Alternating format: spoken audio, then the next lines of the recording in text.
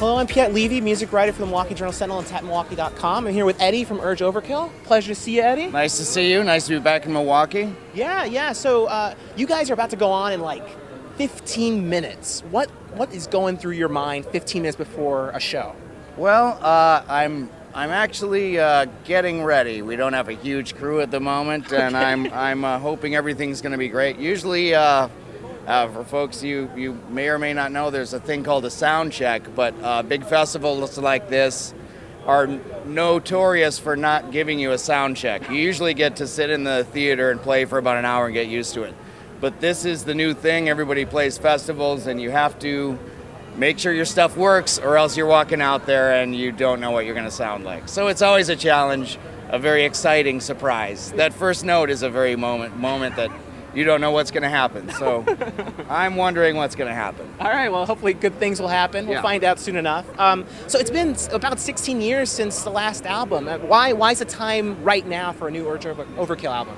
Well, we were talking about making a record and for a couple years, and then we actually spent about 4 years making one. So I guess the time, for our first 5 years of playing separately, we decided we checked it out. We sort of thought we would not ever do it again, but things like that, you see these pronouncements all the time. Never say never, I guess. Yeah, sure. How would you compare this sound to what you used to do, I guess? Would you say it's just picking up where you left off, or do you see your music in a different light? That's what people say. Urge is one of those bands that does one thing well, be ourselves. It's guitar rock that is and we explore all sorts of we don't have one sound, but we are identifiable. Yep. And there was nothing broken about our sound. We don't.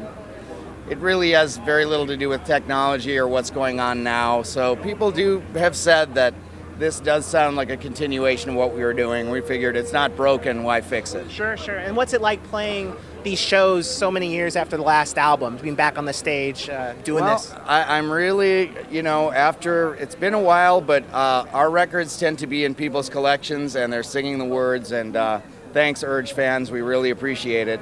Sticking with us.